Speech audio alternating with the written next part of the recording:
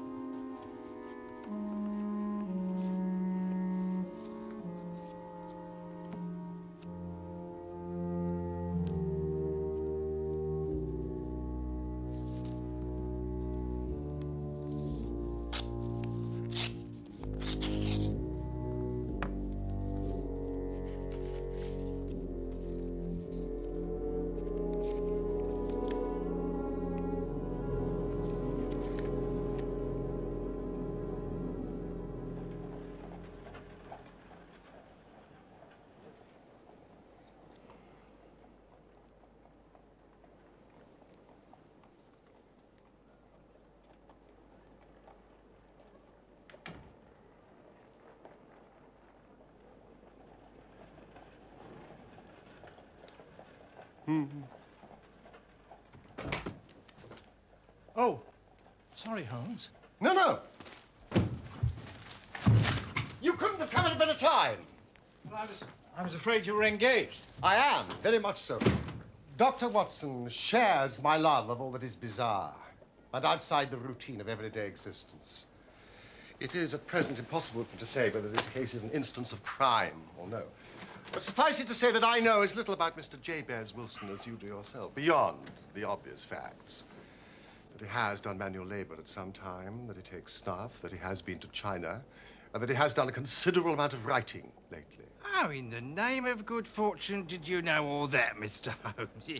True as gospel, I once did manual labor. I started off as a ship's carpenter. Your hands, my good sir. The muscles of your right hand are more developed than the left. And the writing? What else could be indicated by the right cuff so very shiny for 5 inches? And the left sleeve with the smooth patch near the elbow where you lean it on the desk. But China? The fish. tattooed immediately above his right wrist.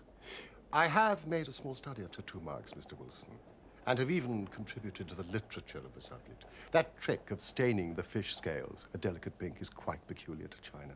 When, in addition, I see a Chinese coin hanging from his watch chain, the matter becomes even more simple. Oh, never. I thought at first it was something clever, but now I see there's nothing in it after all. Oh. Now, I begin to think that my reputation, such as it is, will suffer shipwreck if I'm so candid. Omne ignotum pro magnifico. Everything becomes commonplace by explanation. Watson, that is a very loose translation. Oh, please, show the doctor that advertisement. Oh, there. You can read it for yourself, sir. To the Red-Headed League. On account of the bequest of the late Ezekiah Hopkins of Lebanon, Pennsylvania, USA, there is a vacancy open which entitles a member of the League to a salary of £4 a week for purely nominal services. All red-headed men, sound in body and mind, and above the age of 21 are eligible. Apply in person on Monday at 11 o'clock to Mr. Duncan Ross at the offices of the League, 7 Pope's Court, Fleet Street. Is this serious? It is a little off the beaten track, eh, Watson? Oh, would you make a note of the paper and the date? Evening Standard of Saturday, the 27th of April, 2 months ago. Do try the city. Now, Mr. Wilson, off you go at scratch and tell us all about yourself. Oh, well, gentlemen, I have a small pawnbroking business in Saxe-Coburg Street, near the city. It's not a very large affair. It just gives me a living. I used to keep 2 assistants, but now I just keep the one. And to tell you the truth, I'd have a job to make it pay, but that he's willing to come at half wages so as to learn the business. About 2 months ago... What is the name of this obliging youth? Vincent. Vincent Spaulding. Oh, he's not such a youth either, Mr. Holmes. He's difficult to say his age, but I couldn't wish for a smarter assistant. You seem most remarkably fortunate in having an employee who comes under the market price. I don't know that your assistant is not as remarkable as your advertisement. Oh, but he does have his faults. And never was there such a fellow for photography, always snapping away with his camera when he should be improving his mind, and then diving down into the cellar to develop the wretched thing. Still, on the whole, he's a good worker and no vice in him. It was he who first showed me the advertisement.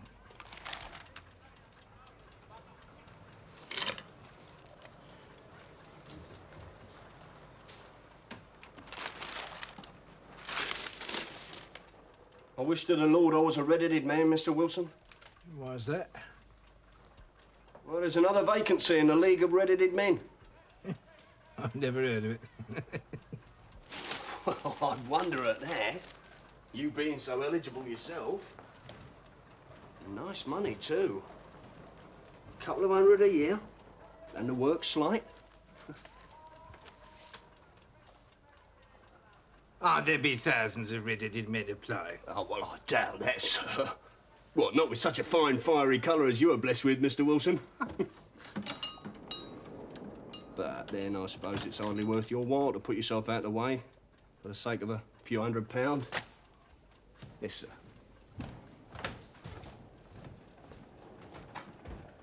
Well, I'm very much of a stay-at-home sort of person. Sometimes weeks on end without putting my foot over the doormat. But this, it looked interesting. I was intrigued. And young Vincent said he'd come with me. So, on Monday morning, we shut up the shop and off we went.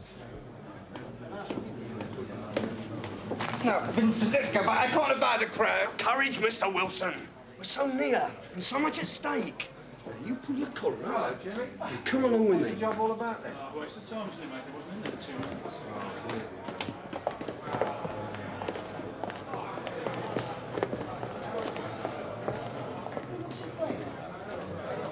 It's 10 o'clock this morning, mate. Oi! Oi! Oi! A little less noise, please, gentlemen. Hey, Governor, play the white man. Here! Here! What's your game? Come on, Hey, get out of Hey, get out! Hey, drop the name, cue him! Excuse us,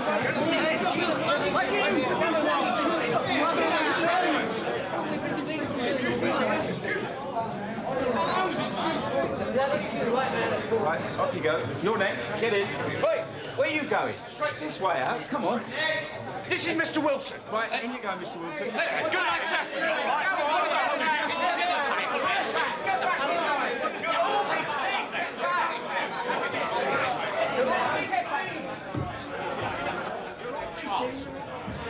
Admirably suited. Every requirement. Very fine. Congratulations, Mr. Wilson. It would be injustice to hesitate. You will, I'm sure, excuse me if I take an obvious precaution. Tears in your eyes. I perceive all is as it should be. We have to be careful. Twice deceived by wigs, once by paint. I could tell you tales of cobbler's wax that would disgust you with human nature. My name is Duncan Ross. I am myself a pensioner upon the fund left by a noble benefactor. Ah, I see you're about to question me about Mr. Hezekiah Hopkins. He was himself red-headed. In his youth, he left London for America, where he made many millions of dollars. On his death, it was found, he had instructed the trustees in his will to make life a little easier for the red-headed men in the town of his birth. Wonderful colouring. Now, what's your full name, Mr. Wilson? Jabez Wilson. Jabez Wilson. And are you a married man, Mr. Wilson? Do you have a family? No, I'm a widower. No, I never had any family. Oh, dear. Sad to hear you say that. The fund, of course, was for the propagation and spread of red-headed men, as well as for their maintenance. In another case, the objection might be fatal. However, I think we've got to stretch a point in favor of a man with such a head of hair as yours.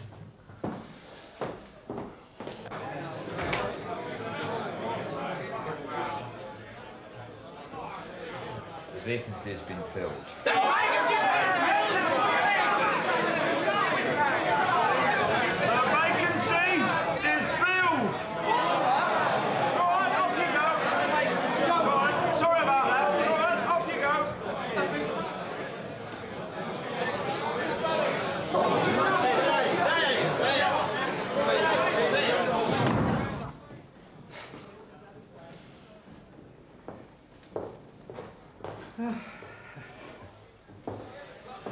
Now, when would you be free to start upon your new duties? Oh, well, it is rather awkward, as I do have a business already. What would be the hours? 10 till 2. Well, the mornings are quiet. Now, I do have an assistant. Yes, that would suit me very well. And the money mentioned, £4 a week. Correct. And the work? Purely nominal. Yes, well, what do you call purely nominal? Well, you have to stay in the office, or at least in the building the whole time. If you leave, you forfeit your whole position forever. The will is quite clear on that point. Oh, I shouldn't dream of leaving. No excuse will avail, neither sickness, business, nor anything else. Here you will remain, or else lose your billet. Oh, no, I am quite clear on that point, but what exactly is the work? It is to copy out the Encyclopedia Britannica. There is the first volume. You will supply the ink, paper, and pen. We will supply this desk and chair. Now, would you be free to start next Monday morning? Oh, yes, certainly. Then, once again, my congratulations, Mr. Jabez Wilson, on the most important position you've been fortunate enough to gain.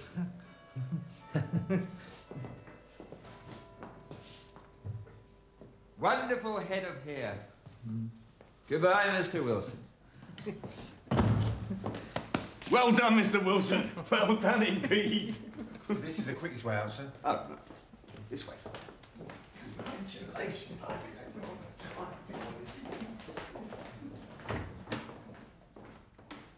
When I got home, the whole thing seemed, on reflection, to be quite ridiculous. Quite. Who would make such an extraordinary will? Not a very generous millionaire to make you buy your own pen, ink, and paper. Well, exactly, Mr. Holmes. I soon persuaded myself it was some great hoax or fraud. Then when Monday morning came along, it did seem stupid to turn down a good job, so, off I went and bought a penny bottle of ink and a pen and 7 sheets of foolscap paper, and I set off for Pope's Court.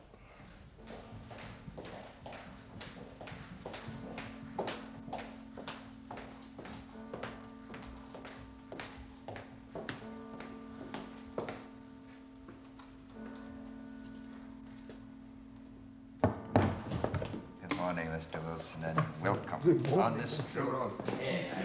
Well, to my surprise and delight, everything was as right as possible. The table was set out ready for me, and Mr. Duncan Ross was there to see I got fairly to work. My employment had truly begun. The schedule never varied. My work started at 10 o'clock and ended at 2 o'clock, with a small break for my lunch at 12:30. Every Saturday at 2 o'clock, Mr. Ross would come in and give me my money, compliment me upon the amount that I'd written, and then we'd both leave. Mr. Ross locking the door after me. Artichokes I find simply fascinating, you know. They have a kind of bloom on them. But Hannibal I've also thought was A, but it was H after all. I thought that was very interesting. Good morning.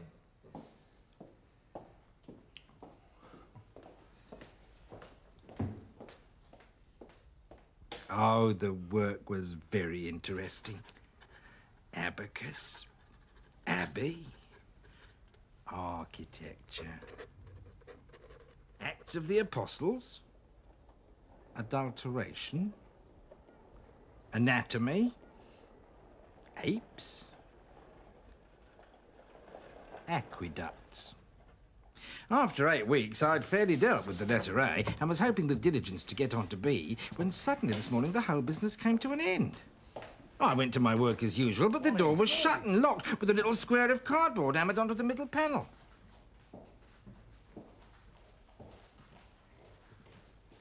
Oh, excuse me. Have you seen Mr. Duncan Ross this morning? Ross? Ross?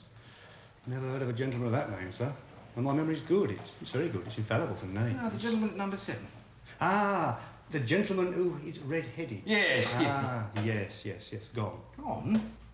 Mr. William Morris, a solicitor using my room as a temporary convenience until his new premises were ready. Moved out yesterday. Paid in full. Doesn't owe a penny. William Morris? Where can I find him? At his new offices. William Morris. 17 King Edward Street. Near St. Paul's. Oh, thank you.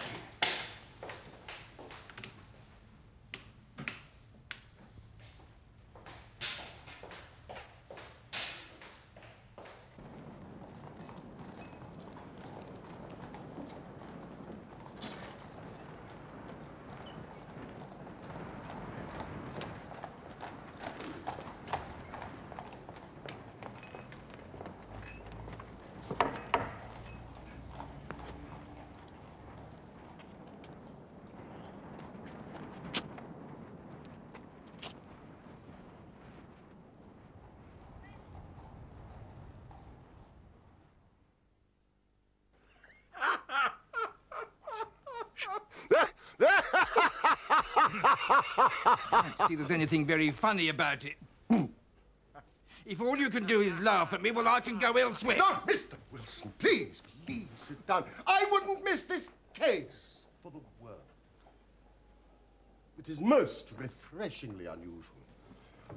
I was so incensed at the fraudulent deceit that I came straight to you, sir. Having heard of your great reputation for helping poor people in distress. Oh, Mr. Wilson, forgive me. You know, Mr. Wilson, I really don't think that you've got any great grievance against this extraordinary league. On the contrary, you've been very well paid, to say nothing of the detailed knowledge which you've acquired on every subject under the letter A. Yes, but what's the object of them playing this prank on me? That's what I want to know. This assistant of yours, how long has he been with you? Well, about 3 months. How did he come? Well, he answered to an advertisement. Was he the only applicant? No, I had 12 others. Why did you pick him? Well, he was handy and would come cheap. At half wages, in fact. Yes.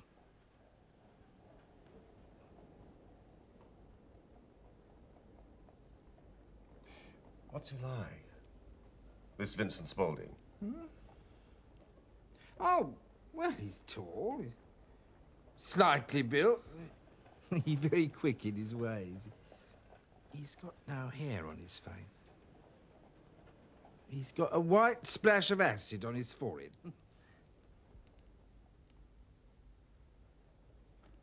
Have you ever observed whether his ears have been pierced for earrings? Yes. Yeah, he told me a gypsy had done it for him when he was a lad. Yeah. He is still with you? Yes. Yeah, I would have just left him. Mr. Wilson.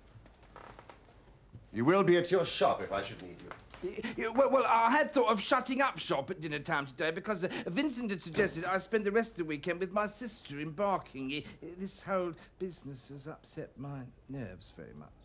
Well, you enjoy a restful weekend in Bath. Today is Saturday. By Monday, we should have a conclusion for you. In the matter of your fee. Don't worry about that. I believe it will be paid for by another.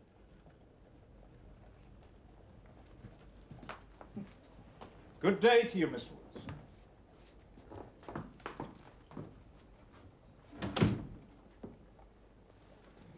What do you make of it all, Watson?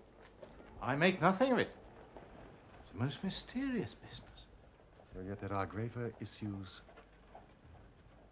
hanging from this affair than at first sight appear.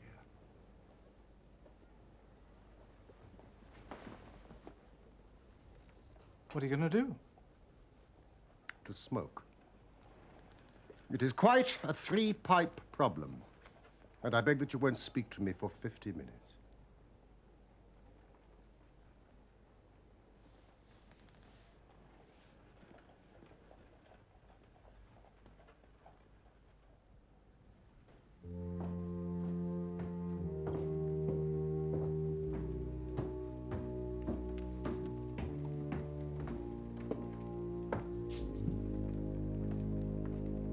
The business of the Red-Headed League is concluded, sir. Satisfactorily, I trust? Most satisfactorily, Professor. I'm pleased to report. Good.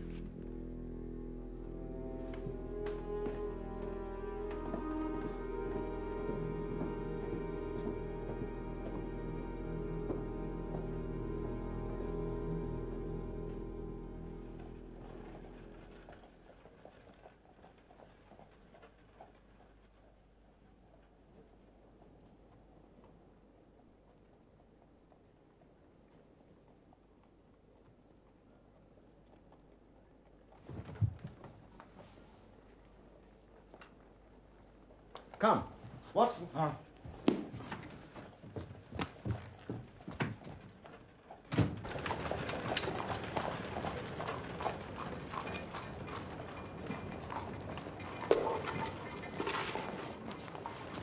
Excuse me. Can you tell me the way to the Strand from here? Third right, fourth left. Thank you.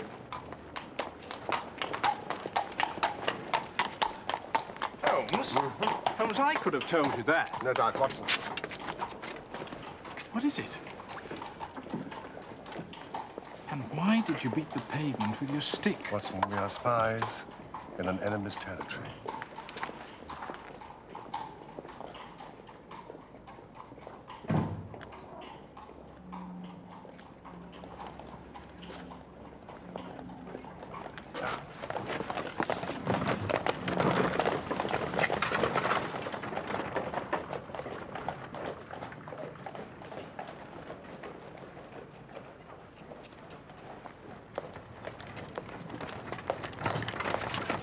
Hobby of mine to have an exact knowledge of London now. There is Mortimer's, the tobacconist, The little newspaper shop, Coburg branch, the City and Suburban Bank. McFarlane's carriage building depot, and the vegetarian restaurant around the corner. Watson, commit to memory. It is just possible that we're being observed.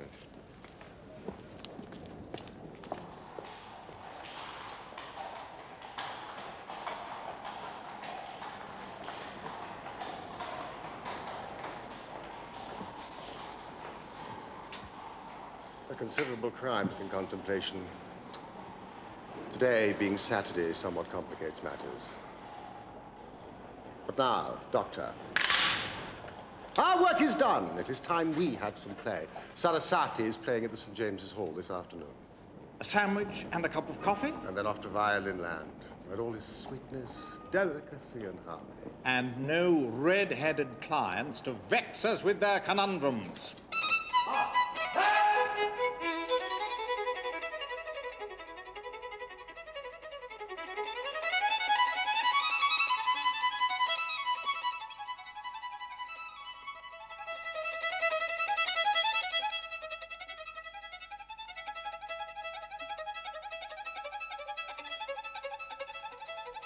All the afternoon, he sat in the stalls, wrapped in the most perfect happiness, while his gently smiling face and his languid, dreamy eyes were as unlike those of Holmes the sleuth hound as it was possible to conceive.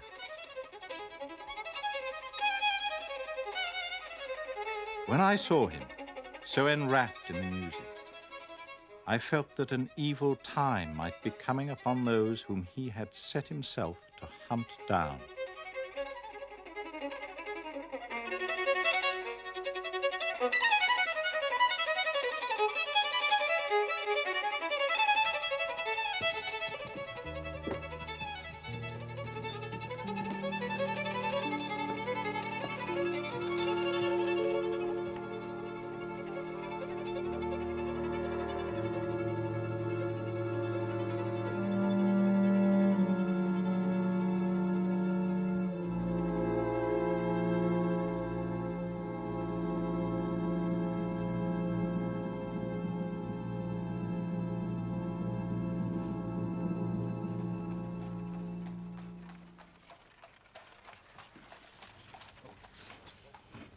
Excellent, Watson. You have a future as a cartographer.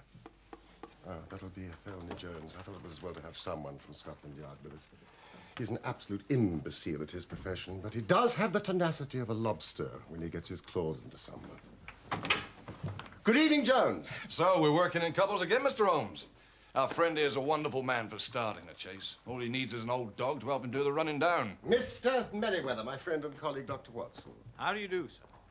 I only hope a wild goose may not prove to be the end of our chase. I'm not personally in favor of amateur criminal investigators. You may place considerable confidence in Mr. Holmes.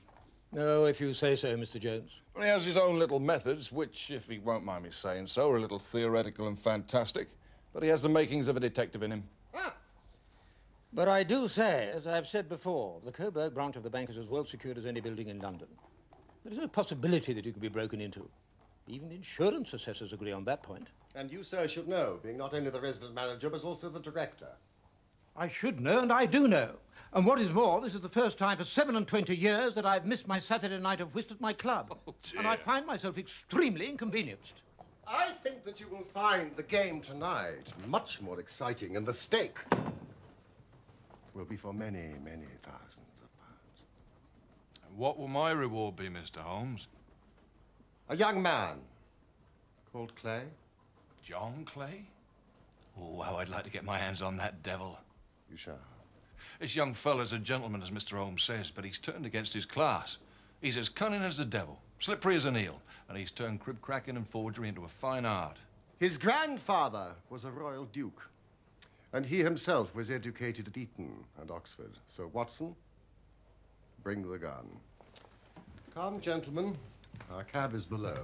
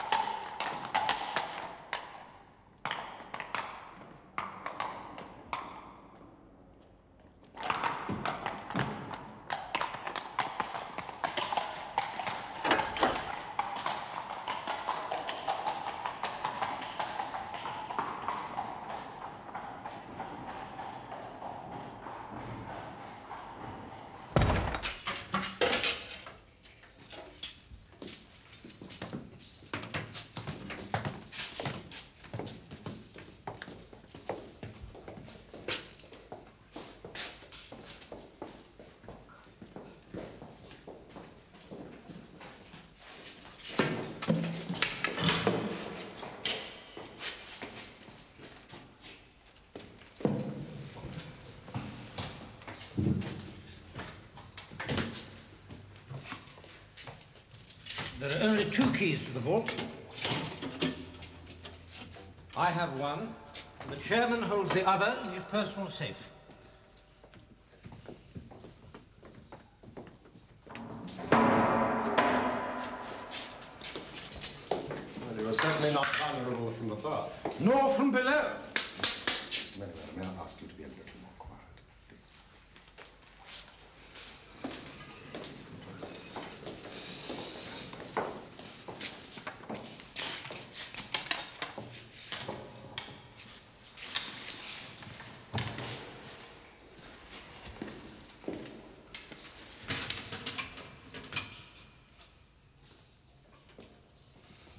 Might I get you to sit on one of those boxes and not to interfere?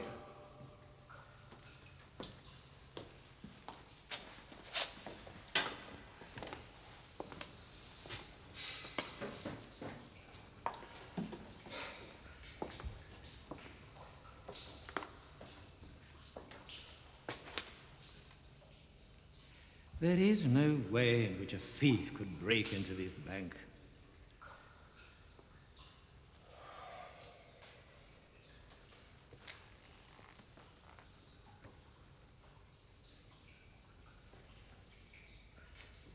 Is it a special reason why a thief should want to break into this bank?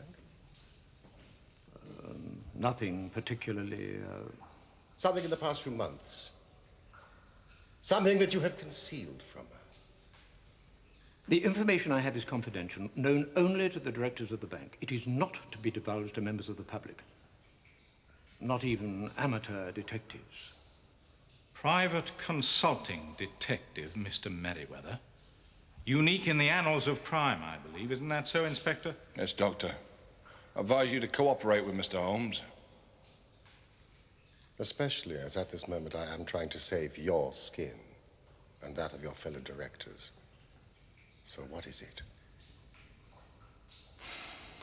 Our French gold. We had occasion some months ago to strengthen our resources and borrowed for that purpose 60,000 napoleons from the Bank of France. Therefore, our reserve of bullion is much larger than is usual in such a branch of the bank. Where is this gold? The crates upon which Dr. Watson sits contain 30,000 napoleons wrapped between layers of lead foil. May we see it?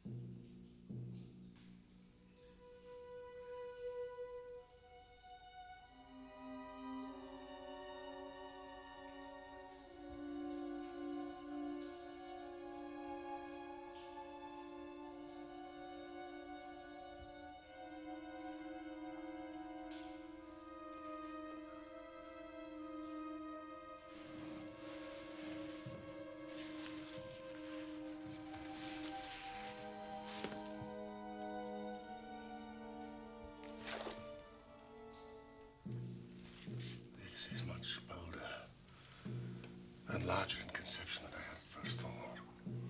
Wouldn't you say, John? I would indeed. This Clay is more of an amateur adventurer or spur-of-the-moment criminal. This long planning's not Clay's style at all, sir. Unless it's a pawn. A much larger game. Mr. Merriweather, someone has had access to information of the most confidential sort. Careful plans have been laid. A mastermind has been at work. Are you suggesting that... I'm suggesting that it bears all the hallmarks of Professor Moriarty's work. Moriarty? And who is this Moriarty? We don't really know, sir. Well, that is, neither the police nor, I think, Mr. Sherlock Holmes here have ever set eyes on him. Yet his name echoes and re-echoes throughout the underworld. It appears that he is a man of good birth and excellent education. But he has hereditary tendencies of the most diabolical kind. A criminal strain runs in his blood, which is increased and rendered infinitely more dangerous by his extraordinary mental powers. He is the organizer of half that is evil and nearly all that is undetected in this great city. He is never caught. His agent is caught, but the central power is never caught. Seldom even suspected. We shall not see the professor tonight.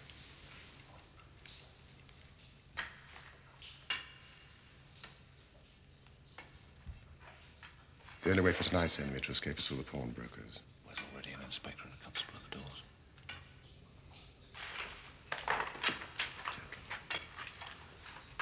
We have only a few moments before this position.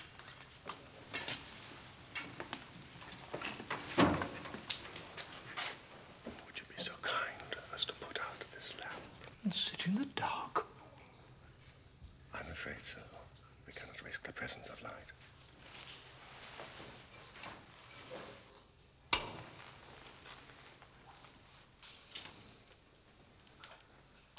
When I shine a light, close in swiftly.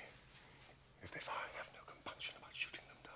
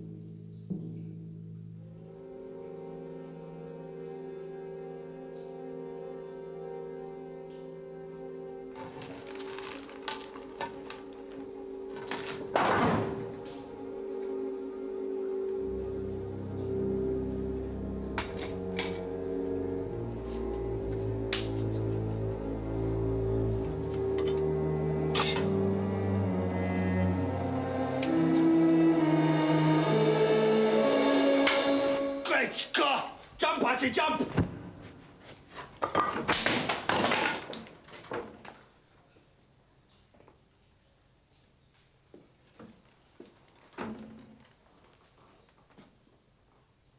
It's no good, John Clay. You have no chance at all.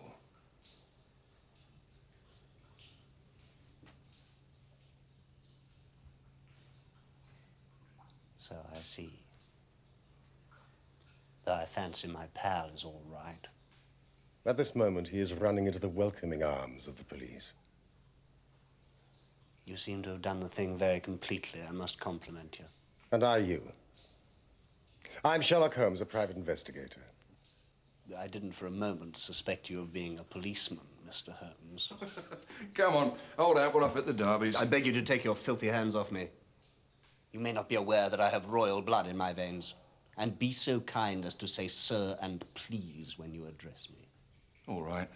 Would you please, sir, mind marching upstairs, where we'll get a cab to transport your Highness to the police station? That's better.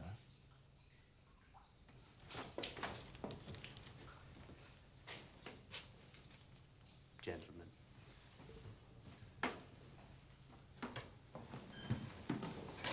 Oh, one question, Mr. Clay. Am I right in thinking that Professor Moriarty was somewhere behind the idea of the Red-Headed League? I suggest you keep that name off your lips, Mr. Holmes, if you value your future well-being.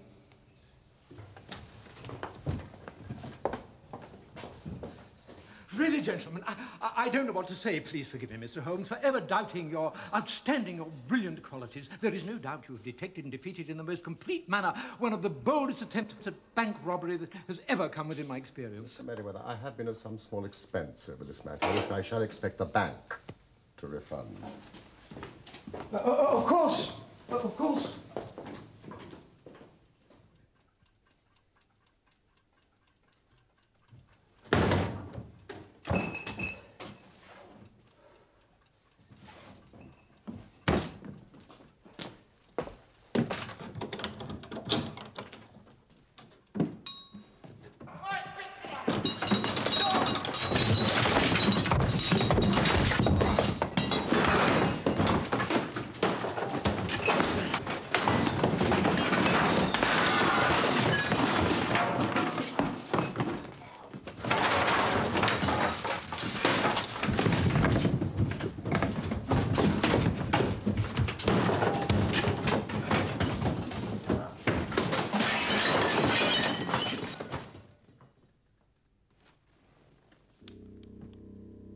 It won't do, you know.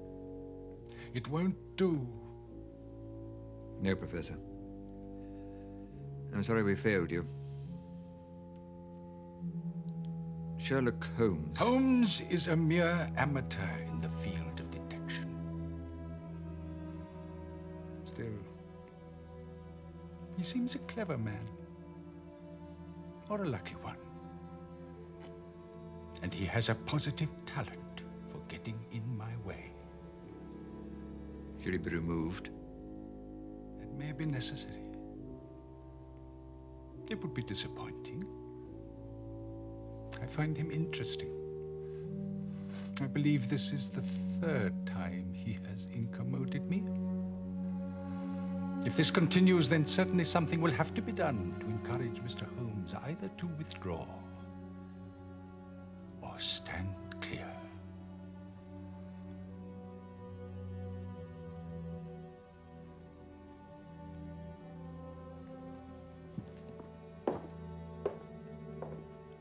Thank you.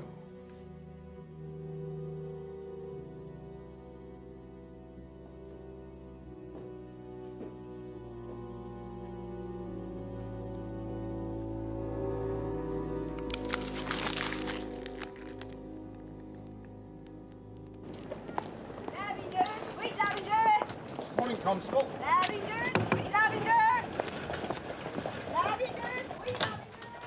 Beg your pardon, Dr. Watson. This has all been too much for me.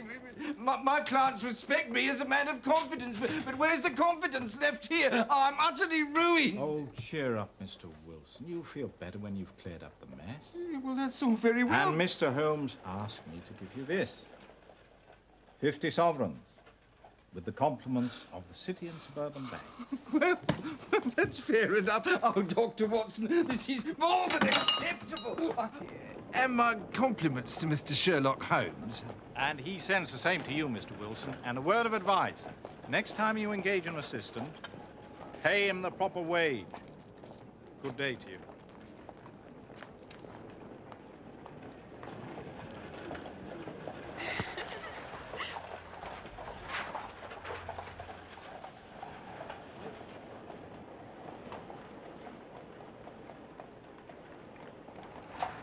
Oh.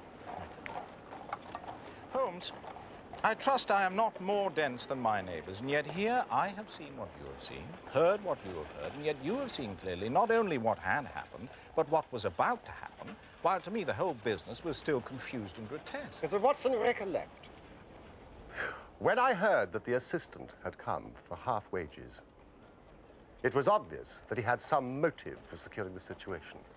Yes, but how did you know what his motive was? Had there been a woman in the house, I would have suspected immediately some vulgar intrigue.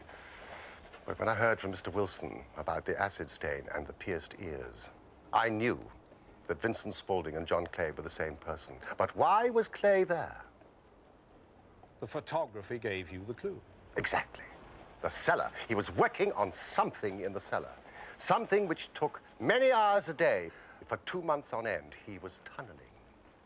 But where to?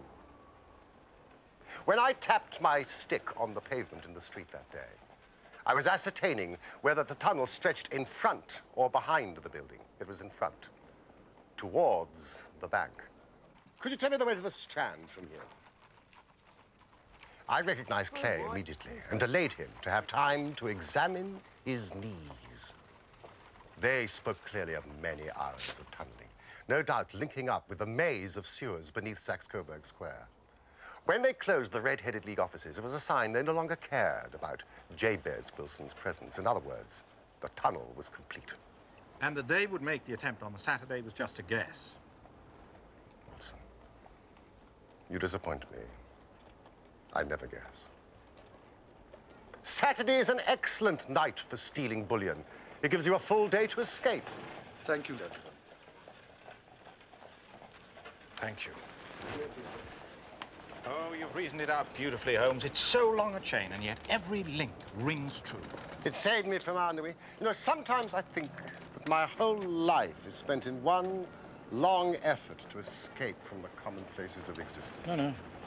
You are a benefactor of the race, Holmes. Well, maybe it is of some little use after all. Ah. L'homme c'est rien. L'œuvre c'est tout. As Gustave Flaubert wrote to George Sand.